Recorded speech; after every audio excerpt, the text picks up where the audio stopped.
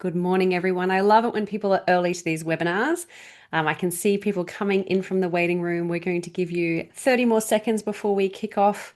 It's nice to see some similar faces. Well, I say faces, but it's a virtual session. We can't actually see you. Some similar names from the last year's session. Um, and excited to have our special guest, Debbie, here today. So grab yourself a water or coffee if you need something stronger, and have somewhere to take some notes because we are going to hit the ground running.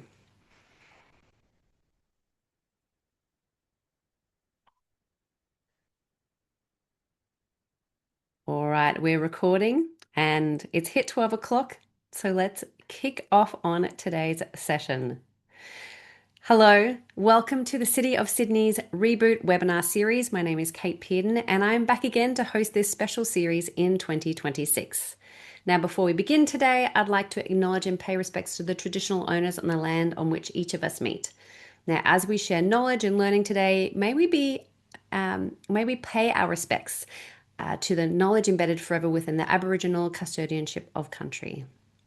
Now, the Reboot webinar series is focused on practical and actionable insights to help businesses thrive across three key phases of business: run, grow, and adapt. If you've been here since the beginning, and if you have, pop in the chat, let us know. It was originally developed to support local businesses in the aftermath of the COVID 2020 lockdown, and we're now in the sixth iteration, sixth year. And this year we're doing 10 consecutive 1 hour webinars over lunch on Tuesday. So if you're in today, today is the first of 10 webinars, which is fantastic.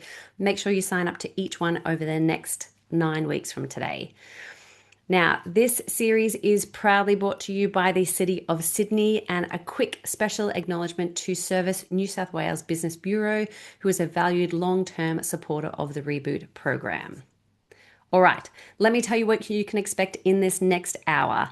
You might see the lovely face of our guest expert ready to hit us with all her knowledge today.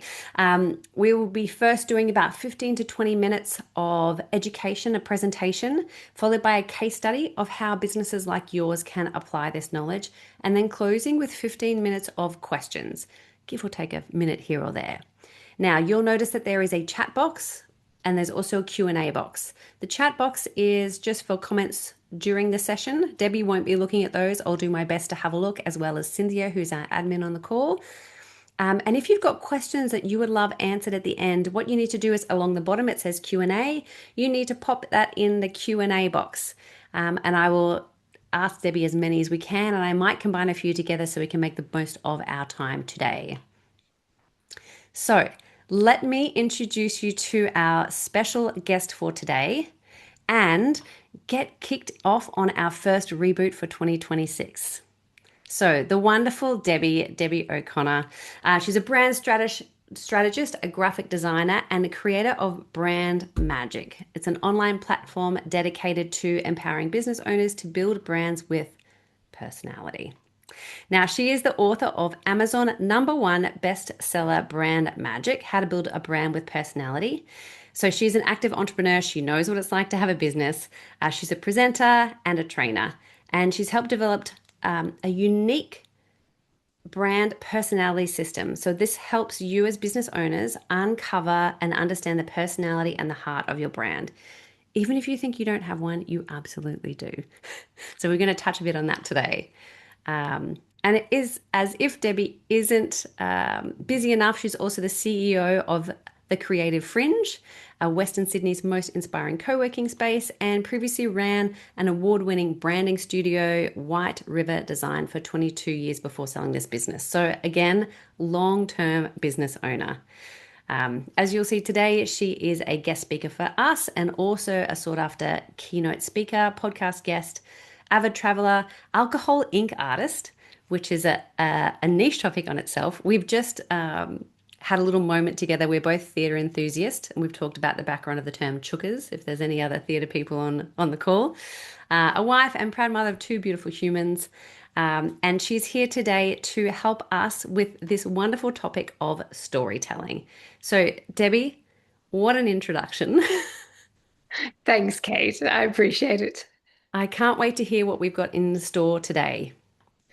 All right. Well, let's get a little bit of a look-see as to what we're going to be going through. So the first thing is 7 essential tips for creating memorable stories, because stories are so powerful when it comes to building your brand and marketing your business.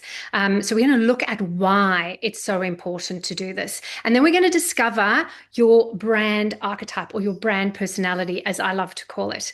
And then we're going to understand the C word in storytelling.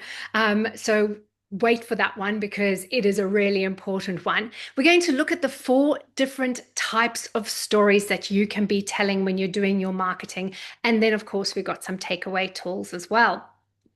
But to get started, this is a storytelling webinar. So I need to tell you a little bit more about me other than just the bio, right? A little bit more about me is you probably heard from my accent, I am South African and I grew up in a small bush town on the border of the world famous Kruger National Park. Now, I grew up in a town called White River. And from my bio, you might have heard that I had a branding agency called White River Design. That was my little piece of home that I had with me each and every day when I was living here in Australia.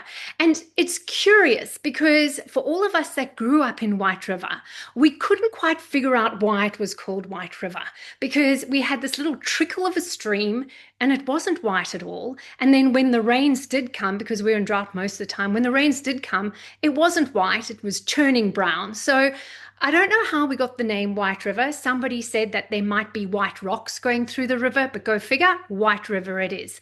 But on the border of this world famous Kruger National Park, while kids in Sydney were off surfing on the weekend, I was in the bush checking out elephant, rhino, lion, giraffe, zebra. It was quite an astounding upbringing, but really very remote. Now, the interesting thing that was going on in the country when I was growing up is we had apartheid. And I'm not going to go into the political issues of apartheid, but what happened with apartheid is we had sanctions placed on the country, which meant that I didn't grow up with any McDonald's, no Nike, no Snickers, no Mars bars, no Pepsi. And yet, somehow, as a young girl growing up in the African bush, I actually still knew about these brands. Now, how is that actually possible? Because the reality is we couldn't buy them. So they weren't advertised on our TV, no billboards, no magazines, no newspaper adverts. And back then, in the olden days, we had no internet and we had no social media. So really, it was quite astounding that I knew about these brands. And the reason why I knew is because people would go overseas and they would experience these brands and they would come back to South Africa and tell us about a hamburger place where you could take away your hamburgers. Now, for us, the only way you could get a hamburger is if you went into the restaurant and sat down and ate a burger there. So this concept was mind-blowing, but added to that, they would make burgers every minute. And if they weren't bought in 5 minutes, they would throw them out. And coming from a third world country, this was astounding. So we had all of these stories. Then, of course, there were people who came back with these very sexy sneakers called Nike, while the rest of us were wearing our Dunlop Volleys. Anyone had Dunlop Volleys? I think they've actually come back in fashion, to be fair. And so friends would bring back Snickers and Mars bars and Toblerone, and we'd experience these brands. And that was my first insight into how powerful branding could be. And I was so intrigued by this that when I went to university to study design, I really wanted to get into the branding aspect because I wanted to make such a profound difference when it came to the world of business. So that's a little bit of an introduction into my story. But I want to tell you the power of storytelling, and I want to prove how powerful storytelling is. Now, here on the screen, I have 3 rocks. Now, if I were to say to you, which of these rocks do you want to buy? You probably go, I don't know. I mean, they similar shape and color, but doesn't really matter. I'll just take the middle one or the left one. Who cares, really? However, let me tell you the story of the rocks. And then I'm going to ask you that question again. So, the first rock, the rock on the left hand side of your screen, is the only rock of its kind on planet Earth. It was brought back by Neil Armstrong when he went to the moon. So, it's a moon rock, the only one on Earth. Now, the rock from in the middle, is actually a rock piece of the Berlin Wall. Now, when the Berlin Wall came down in 1989, millions of people from around the world who were affected by the Berlin Wall, and people were able to get pieces of the wall. And so this is a piece of rock from the Berlin Wall. Has significant history.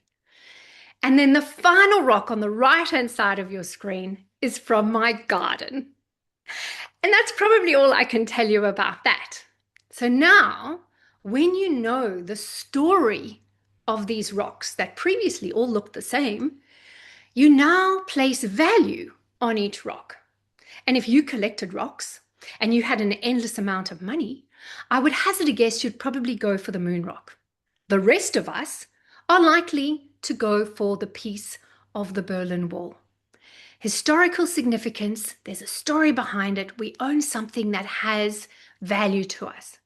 And let's face it, when it comes to the rock from my garden, well, you might offer to take it away for free. So, understanding your value in storytelling is so important because your product up against your competitors is like one of these rocks. And unless you're telling a story and making yours stand out and have value and be different, you're just another rock, right? So let's have a little talk. Kate's going to do a quick poll. Yes. So on your screen, you should see now a poll asking these questions, same on the slide. We want to know, do you use storytelling in your brand? No, I used to, but I haven't in a while, which maybe is me, probably more so no, sometimes or regularly. So let's just get a bit of a sense check on where people are sitting at the moment with their storytelling. I'm going to give you 5 more seconds and then I'll share results. I've got a 3-year-old. Everything's 5 seconds. 5, 4, 3, 2, 1. All right, here we go. I'll share the results on the screen. If you're watching the recording, you can't see these results, so let me talk you through it. So, with 50% of the votes, do you use storytelling? Is sometimes, then regularly and no, coming in at 20 and 21%, and then 9% is I used to, but I haven't done it in a while. All right. Well, I'm glad to hear that at least we've got people doing it sometimes. Now I want to change that so that people will do it every time. And hopefully, after today's webinar, you'll have some ideas as to what you can do to make that happen for you. All right. So the first tip that I have for you is understanding your brand's personality. If you understand who you are as a brand, it makes it so much easier to understand your why. So that's your purpose. It's so much easier to understand how you want to make people feel. Now, the system that I like is based off Carl Jung's 12 archetypes. I'll get to Jung in a moment. But understanding your personality helps you set the tone for your whole storytelling. It, as I said, determines how you're going to make people feel. Do you want to make them laugh? Do you want to make them feel secure? Do you want to make them feel like they are empowered? There are so many things that we could want our clients to feel. It also helps us create consistency because if you know what that personality piece is, it means you can stay true to your brand and you don't go off like a magpie after shiny little things because you've seen a competitor doing it in a different way. You need to maintain that consistency. And it guides how your brand speaks. So thinking about that language and tone you use, it's how you're going to communicate everything from your website copy through to your social media, through to how you even communicate in email or over the phone or face to face. And then it's going to help you attract aligned audiences. So people who go, oh my gosh, I love how they make me feel. I just want to be part of that. So what we need to understand about this is those 12 different personalities or archetypes were actually originally developed by a very, very clever man in the early 1900s called Carl Jung. And he was a psychologist and philosopher who studied hundreds and thousands of different personalities. And he determined that there were these 12 key archetypes that kept popping up. Now, the amazing thing about these archetypes is they actually live in our subconscious bias, right? We already know and understand all 12 of them. That's the amazing thing. You don't have to be taught these. And I want to prove this to you with a simple illustration. If I were to say to you, an innocent young girl, a brave, strong man, a powerful CEO, and a wise old person. I bet you've conjured up in your mind not only what they look like, but also their personality traits. And I would bet you $1 million right now that that innocent young girl does not have short black spiky hair covered in tattoos, walking down the street, kicking over bins and swearing at people. Your brain's going, no, that's not right. But if I say to you that's the rebel, you're like, oh yeah, I totally get that. Now imagine the power of applying these human attributes to your brand in the way it speaks, in the way it pitches up, in the way it makes people feel. It is steeped in psychology and it is incredibly powerful and creates the sense of familiarity. Now, I want to give you 3 tips on how you can unveil your personality. You will be given a link at the very end of this webinar where you can take a free brand personalities test. But it's super important to understand a couple of things when you are trying to unveil this personality. So you can do your personal brand or you can do your business brand. Now, personal brand is if you're building out your own brand, your own business under your name. So you might be a speaker or a coach or, anything that's only you. You're not going to be taking on staff and essentially you can't sell it at the end. A business brand is where you have a business name and you can then take on staff and grow it and it's a lot more scalable. So the first thing that you want to focus on is it's about how you do things. It's not about what you do. And this is super, super important because every dentist pulls teeth. Every hairdresser cuts hair. Every gardener mows lawns. What you do is exactly the same as your competitors. So what we want to focus on is how you do it, because how you do it is where your magic lies. How you do it is related to the personality piece. So it's super important to constantly ask yourself, is this what I do or is this how I do? Of course, when you're going through the test, if you're doing the business brand, you need to keep asking yourself, is this me or is this my brand? Because as the business owner, chances are you're going to likely go, oh, that's me. Oh, that's me. But you shouldn't be building a brand that is based entirely on your personality. And the reason is that it is very hard if you take on staff that they have to pitch up every day and try and be you. That's very, very hard. Whereas if we take people like Richard Branson is personally the explorer brand personality, right? He's breaking world records, he's flying to the moon, he's doing all of those things. Virgin, on the other hand, is the rebel. Even the name Virgin, when it came out in the 80s, was like, oh, no, he didn't call his business Virgin, right? So everything about the brand is about shaking up the status quo and doing things differently. And yet the two work really well hand in hand. All right, and then the final one is that you actually want to find words that fit together like a piece of a puzzle. And the reason being is that this is a personalities test. It's not a skills test. And if you are not focusing on words that fit together and you're trying to be too diverse and all things to all people, the result is complete confusion. Because you can't be all of these different personalities. You would run yourself ragged and your customers would be highly confused as to who they might be meeting on whatever given day. So those are a couple of tips for you. This is one of my absolutely favorite quotes from Maya Angelou. She said, people will forget what you said. People will forget what you did, but people will never forget how you made them feel. So when you're doing your storytelling, when you're doing your interacting, your marketing, constantly keep in mind, how do I want people to feel? Now, the second tip is all about purpose, having a clear purpose. Honestly, if your purpose in business is simply to make money, you're not going to get a lot of clients coming on board with that. Having a bigger purpose is really important, and focusing on purpose over profit is going to set you apart from your competitors. Now, the interesting thing is that 95% of decisions are actually emotional, they are not rational. And an example of this would be if you are going to buy a house. And you might say to the real estate agent, I am looking for a 3 bedroom, 2 bathroom, 2 garage house. And the real estate agent will take you to 3 different homes. And the first one, you'll walk in and walk out straight away and go, nah, don't like it. The second one, you'll walk in and go, oh, yeah, this is okay. This is quite nice. And the third one, you walk in, you're like, oh, this feels good. The criteria is exactly the same, yet one will make you feel something over another. And that's what you want to do when you're creating a clear purpose for your customer. You want them to feel something.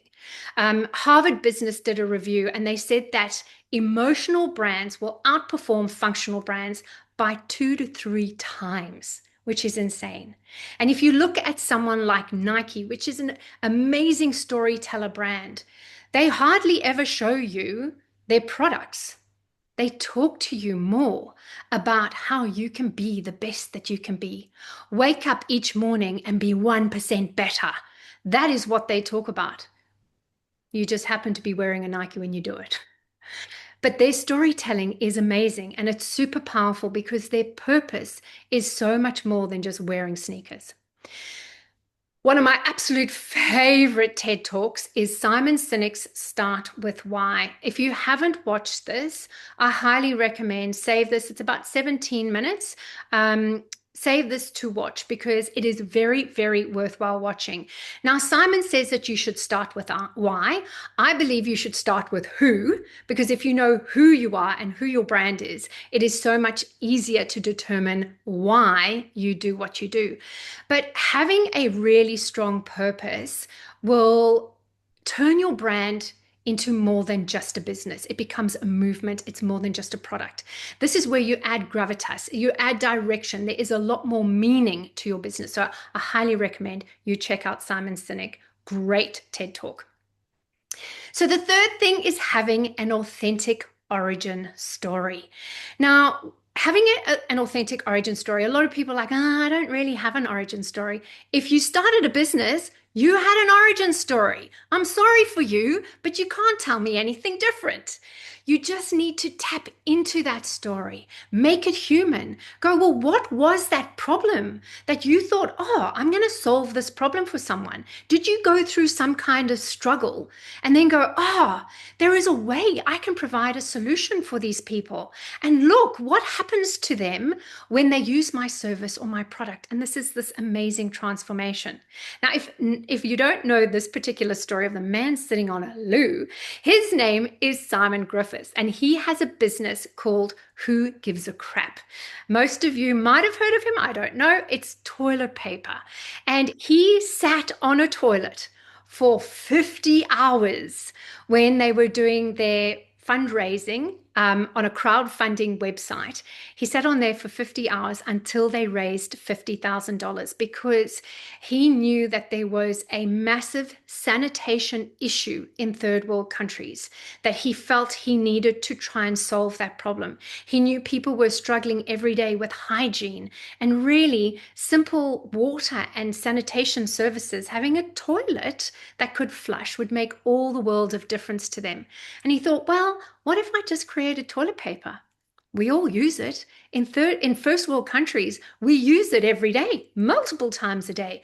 Why not try and create a solution from that?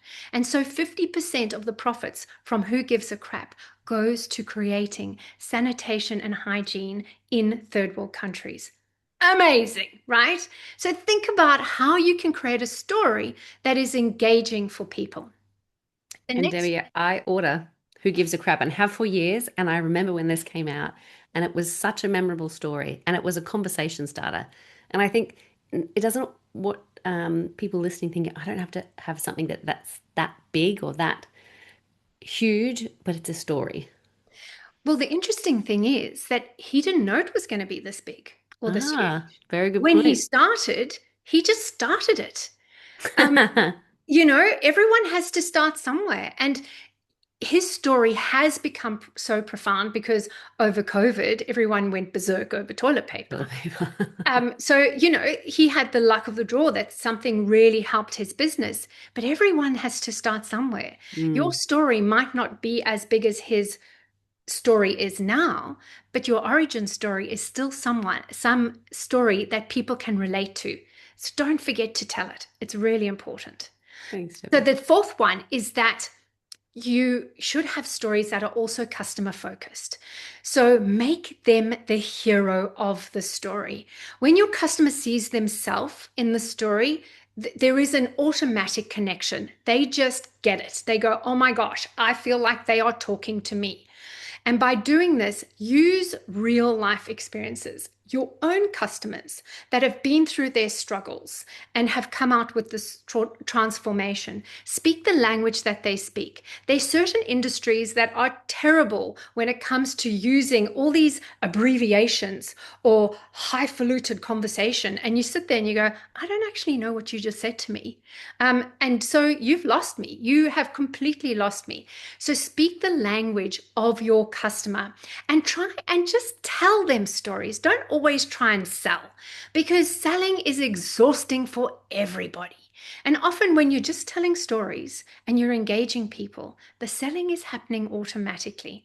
And I want you to repeat your message often. Have a couple of these customer focused stories in your back pocket to pull out whenever you need them.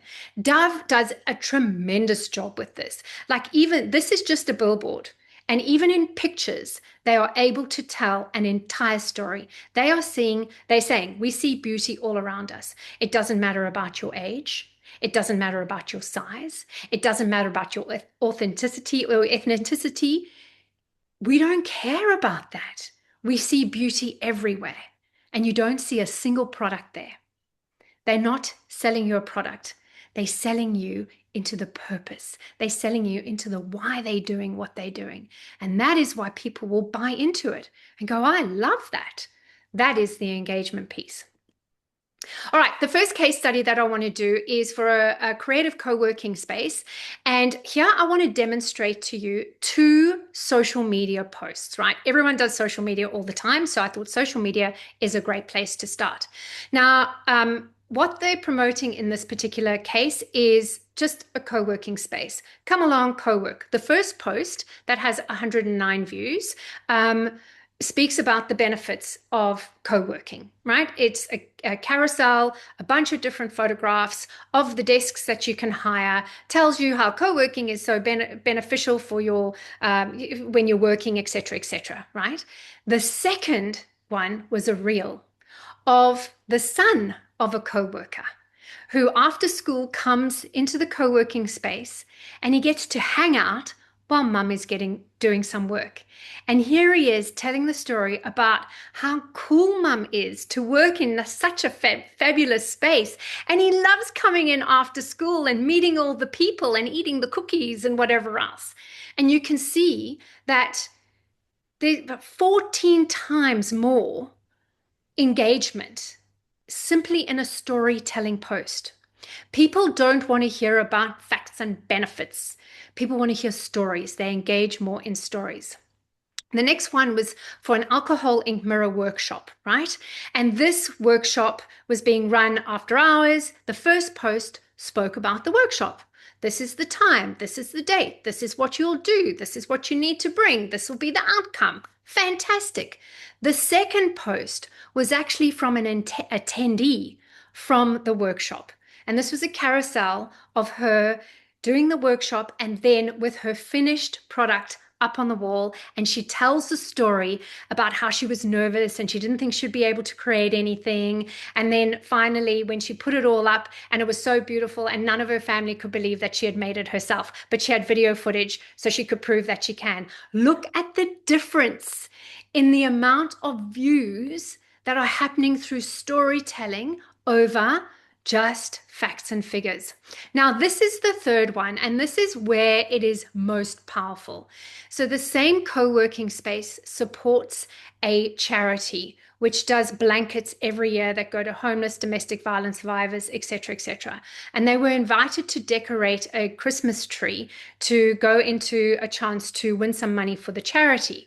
And so they got a bunch of their co-workers together and they decorated this Christmas tree. And this particular video went viral, over 2.2 million views.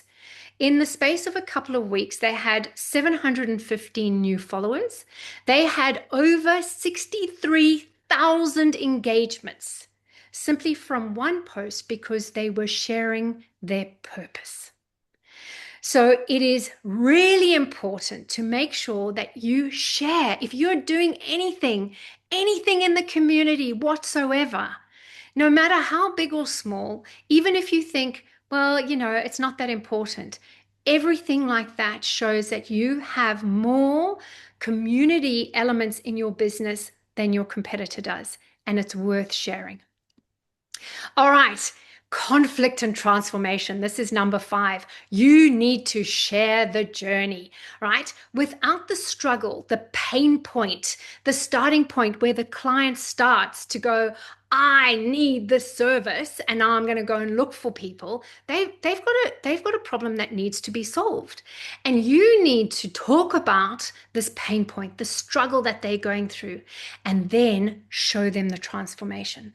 Because without the transformation, there's absolutely no impact. You might address the pain points till the cows come home, but unless you tap into those emotions and you show them what is going to be the outcome at the end, they are not going to connect with you. So making sure that there is this full customer journey that you can take them on is super important. And this particular brand here that I've got the little GIF about is an amazing brand. Check them out. Their stories are through the roof phenomenal. It's called Liquid Death. And so this particular advert is these kids raging on, having this huge party, knocking back liquid death. Don't stress, people. It's just water. So they have this rebel brand personality tied up perfectly.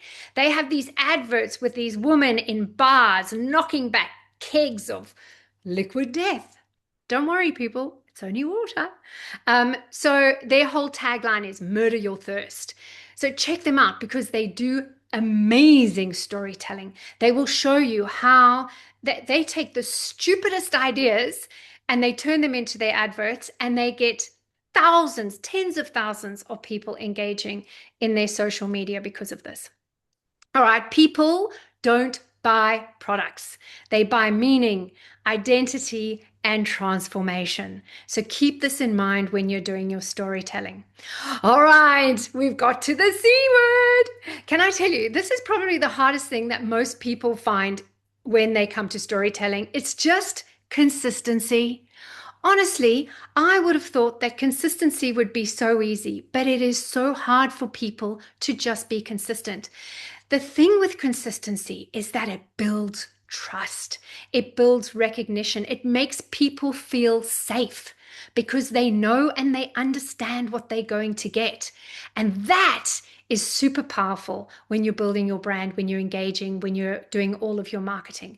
So be consistent. When you infuse your personality, make sure that your language and tone is consistent throughout. The same language and rhythm helps people understand and feel safe around your storytelling. Keep your message clear and succinct. You don't have to have 25 different messages. Have a couple of messages that are clear and consistent every single time, and create the same emotional experience. And so I've given Who Gives a Crap as an example here, because Who Gives a Crap is the entertainer brand personality. Their message is that they are trying to help the world with their sanitation by having really good toilet products. So here, your bum can uncrack the world. You can hear the language that they're using is still quite fun and lighthearted. No, do good every time you go. And then they have these little bits of information that they give you that their toilet paper is 100% recycled, that they don't use any plastic, that it keeps the planet, what did they say? Keeps the planet, I can't even read the little bit there. Too But small for me yeah, too. too small for me, even with my glasses on.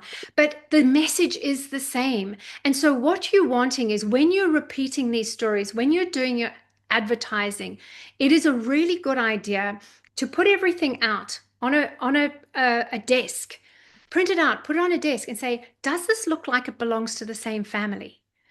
It doesn't all have to look exactly the same. Here they've got two different adverts. They've got the logo down the bottom and then they've got it up at the top, and but they're consistent with the type of colors they use. They're consistent with the fonts they use, the kind of imagery they use. There is consistency that is happening each and every time. And repeat that message so that people understand what they're going to get from you. All right, keep it moving. We are not here for war and peace, to listen to you prattle on your stage, talking about yourself the whole time. Storytelling is powerful, but you need to know when to start wrapping it up.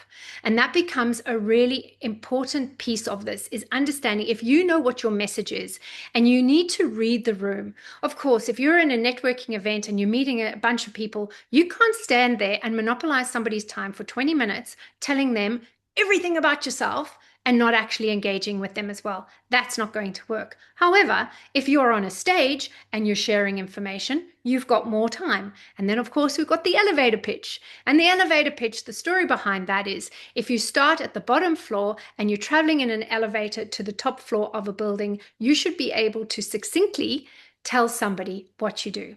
And I always recommend with that, you start with something like, and I'll take branding as an example. So, you know how everybody thinks that your logo is your brand? Well, that's not true. I've actually built a system where people can build out their personality to find out the personality for their brand so that they have a brand that truly engages, right? So it doesn't have to be long, it doesn't have to take a tremendous amount of time, but by asking the question and then tapping into, they go, oh, that's interesting. And you can do it with anything. So, you know how in summer the grass is growing a lot longer or a lot faster than it normally does? And you know how it's so irritating you have to spend your weekends mowing your lawn? Well, we have a service that comes every day of the week that can do your lawn mowing for you, right? There are easy ways to be able to keep this elevator pitch concise and to the point and keep it moving as well. All right.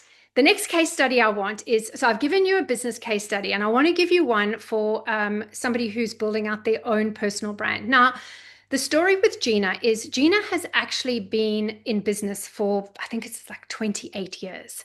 And she is actually in the security industry. So in a very male dominated industry. And she has won heaps of awards. She's done incredibly well, but she's also getting to a stage. She's been in this business for a very long time. And she's like, well, what's next for me, Deb? Where am I going to go with this? And she's a very good storyteller, very good speaker. And she said, look, I wouldn't mind actually being a bit of a presenter or an MC. And we looked at this situation. We said, okay. And she goes, but no one wants me to stand up and talk about security. That just doesn't really make any sense. There's no scope for that. And so we did her brand personalities and find out that she was a combination of the rebel and the entertainer, which means this woman is shaking up the status quo. She is doing things differently. She is not towing the line like everybody else is doing, while at the same time, she has a wit about her. So she does a lot of tongue-in-cheek stuff, and she is quite quite witty and quirky with the way she communicates. And so by looking at that, understanding what that personality piece is, we then looked at it and said, well, you know what? You actually have a really good positioning point that you are a woman making it in a man's world. that is a topic that a lot of people want to listen to. That is that's something that is relevant all over the world. So by being very clear on that positioning point, she was able to craft all of her stories around the fact that she is a woman making it in a man's world, with security being the underlying story. And she tells a story about her. I mean, she loves wearing pink. It's her favorite color. And she tells a story about when she first started in security, before she had her own business. And she pitched up at work in her security uniform, holding her pink little Barbie handbag.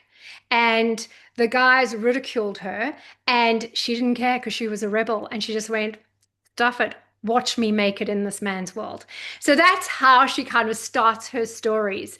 And when she launched her personal brand, she put a post up on LinkedIn. And that post went absolutely berserk because her message was so clear. She told her story. And that very, very first post got her 3 speaking gigs. Two of them were for International Women's Day. She was invited onto 2 podcasts, and she got a newspaper interview from one social media post. Astounding, because she did storytelling.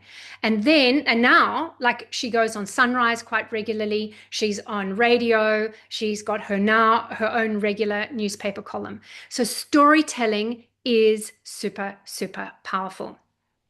Now, the last thing I want to go through are the 4 different types of stories.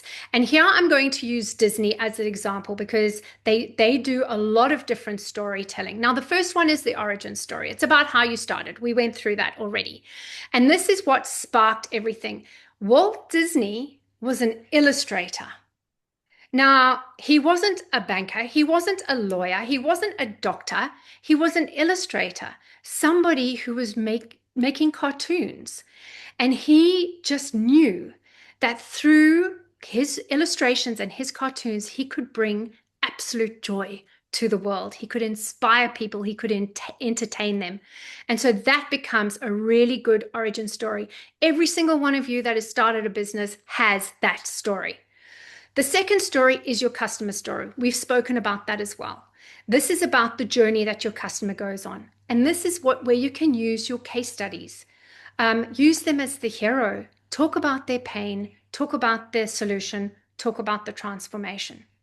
And then, of course, we've got the vision story. This is the future that you are wanting to bring. This is the bold vision for Disney. It was about creating the happiest place on earth.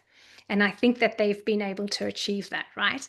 And then, of course, you have your impact story. And this is your brand's purpose. This goes back to the why. This is how are you going to get yourself involved in your community, in a cause? Are you going to stand for something?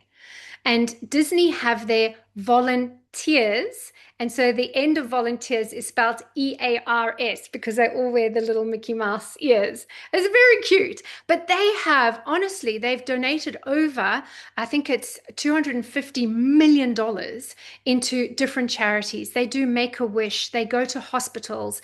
They do so much good work as well. So having 4 different story types means that you can mix it up. It means that you don't feel like you're saying the same thing over and over. Even yes, you do need to repeat it. Your origin story should not change. That needs to stay the same. But your customer story can change depending on different customers in different pain points and different experiences. Your visionary story should stay the same. That is your big vision. And your impact story will change according to all the different things that you might be doing to create impact in the world. Over to Kate.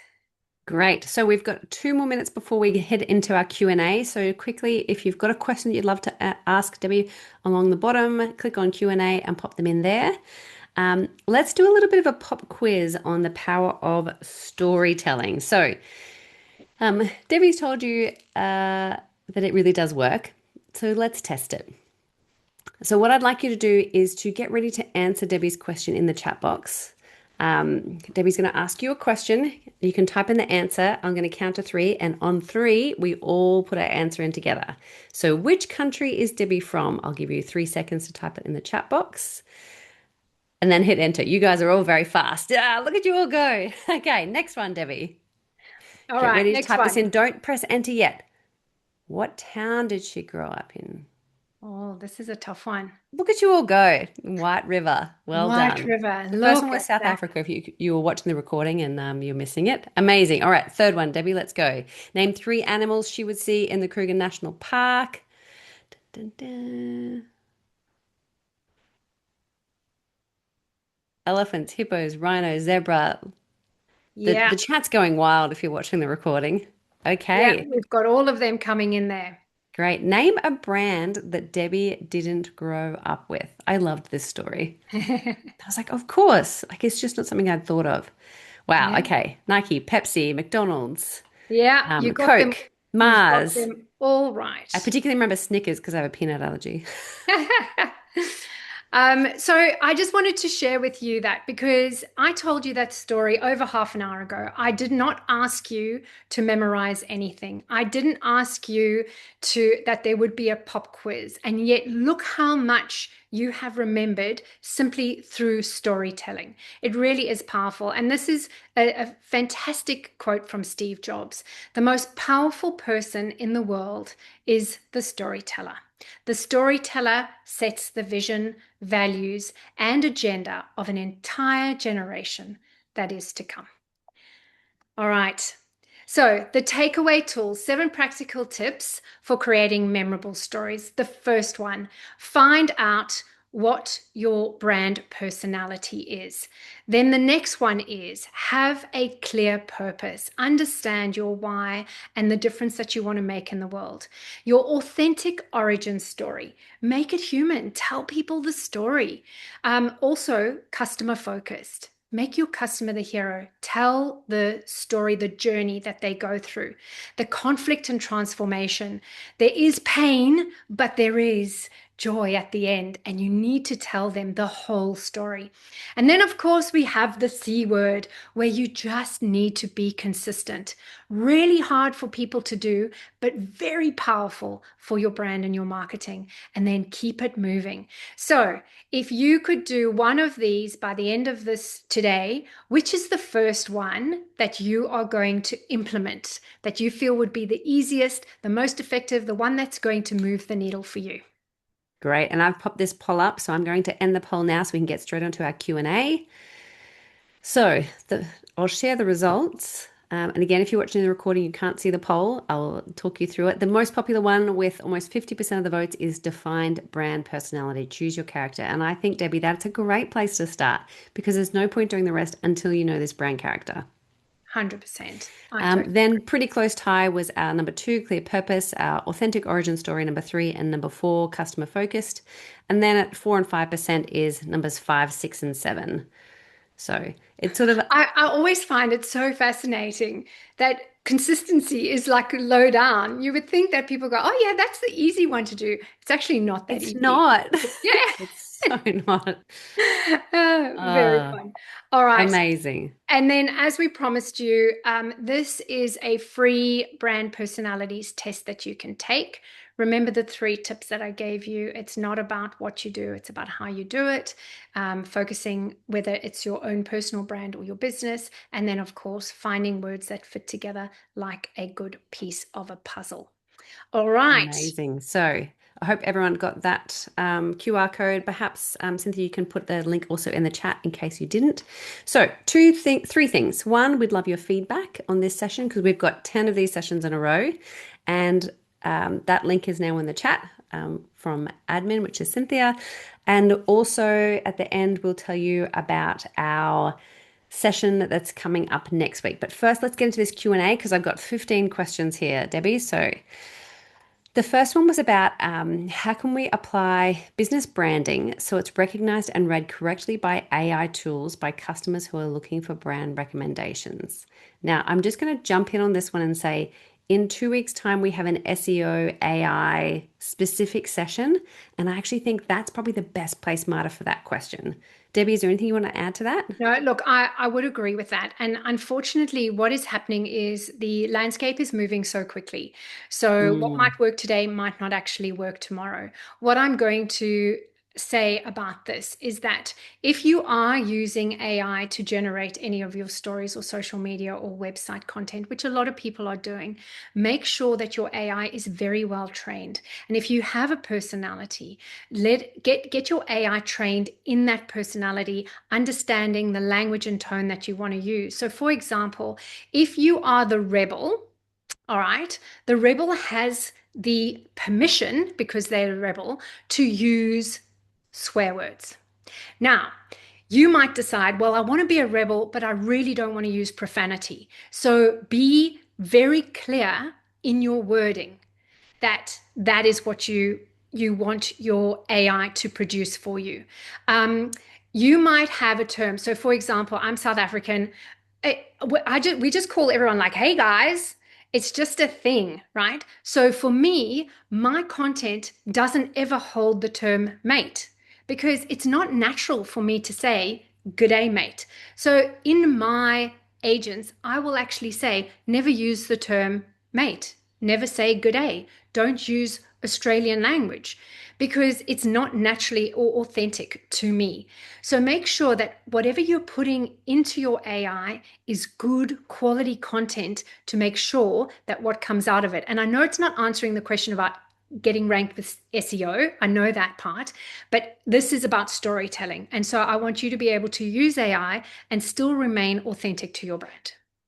Thanks, Debbie. We've got a couple of questions. Michelle and a few others are asking about sort of this challenge where the brand combines two or three archetypes. So, for example, Michelle works with a charity that wants to change the world, and they try and do it by being a reliable source of information, which is the wise person, the sage, bringing people together via entertainment, providing services, the carer. And I'm guessing that that's not unusual. How do you manage it? Yeah. So what's already happening there is that the carer is probably what they do. It's not necessarily how they do it. Mhm. So, there is a way to look at it to say, hang on, how are we actually doing it? Having a combination of the sage, which is very intellectual, knowledge based, all about truth and knowledge, which doesn't well, maybe it can work with the entertainer, but the entertainer is fun and lighthearted, whereas the sage actually has a gravitas to it. So you need to make sure that your personality is very focused, not on what you do, but on how you do it and how you want to make people feel, right? And if everybody in your industry is going, we're the caregiver, we're the caregiver, we're the caregiver, because we're all helping and supporting people, well, you become a little bit boring. You're all focusing on what? This is your opportunity to focus on how and go, actually, how can we be different? This is why Liquid Death is so good because water is all about, spring water from the mountains, chirping birds and running rivers. And they've come in and they're like, Liquid Death, murder your thirst.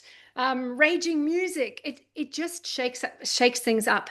With the personality test, you will get a result with a primary and a secondary. So you can be two personalities. You cannot be more than two. It's too confusing. But you can combine the traits of two different personalities. And that gives you your primary one, which is going to be your main top level language, all that kind of stuff, and your secondary, which comes in to support it. I hope that's helpful. Great. There's a few questions about getting the recording or slides. Well, you won't get the slides, but you do get the recording from the email that you signed up with. Um, Someone's saying they're new in business. Is this a good time to start it? I'd say yes, and Best if you're mid time. business, yes, and if you're late in business, yes, and Yeah. And all look, of those. storytelling is something that you can start at any time. I think if you understand your brand personality, that will help everything from the beginning. But the storytelling piece, just start it. Just start telling stories rather than talking to people about what you do and Mm, see what kind of difference starts to happen with the engagement level of the conversations you have. yeah. And the back question on that was, is it something that you have to have it figured out before you launch for the new in business? Look, it is really a good idea to understand what that, particularly the customer journey, like that conflict to transformation. If you don't know what that is, if you don't have a clear message, it's going to be very hard for you to launch your business. I think this becomes a very powerful piece to be able to not only launch and be very clear about what you're offering to people. Hmm. So yeah, definitely have a couple of these stories in your back pocket to get launched. Great. Now, there's a few questions about the personal and the business and Yes. and the questions are around, should I have two different presence, whether that's on social media or websites? How do we transition from personal to business? Yeah, I'll start with Yeah. those two. Yeah. So as I mentioned before, the personal brand is very much about you. If everything is named under Mm, your name, if no one else can do it except for you. So, for example, I'm the only one that can present this under Debbie O'Connor. No one else can do that for me. So, this would be my personal brand. I would be focusing on me entirely. That is the personal brand aspect of it. The business brand aspect is where you have a business name. And yes, it might be you for now. But if you have a personality for that brand, it gives you the opportunity to later bring on a team or have a co partner or sell the business at some point because it has its own mm, entity and its own identity. Now, should you have both? That is that is entirely up to you. So the example of Gina, she had her security business for I think it was about 25, 26 years. That's all she did. That's what she did. And then every now and then someone would say, "Oh, can you speak at this event or speak at that event?" And she was kind of like, "Oh, I like this." But it really wasn't, she wasn't focusing on her own personal brand. And it was only when she was like, actually, I've been doing this for quite a long time. I do want to move into a space where maybe I make money for me under my name, right? You become the money maker yourself without a business behind you. And that's where she transitioned. And that is where she had to be very clear on her messaging. And it takes, she already had a bit of a business profile, so she could leverage off that, absolutely. But she wasn't actually building them at the same time. It does, it's up to you. It depends on mm. how comfortable are you putting your face to everything? How comfortable are you getting out there and doing the do? Or would you rather have this brand where you're not that you hide, because as a business owner, you can never hide. You're always there. But it does mean that you can have people that can answer your emails or answer the phone or meet and greet or do some of the work. So that would be my separation. And I think yours is such a good example, Debbie, because this was about you and like your story, not about brand magic. Exactly.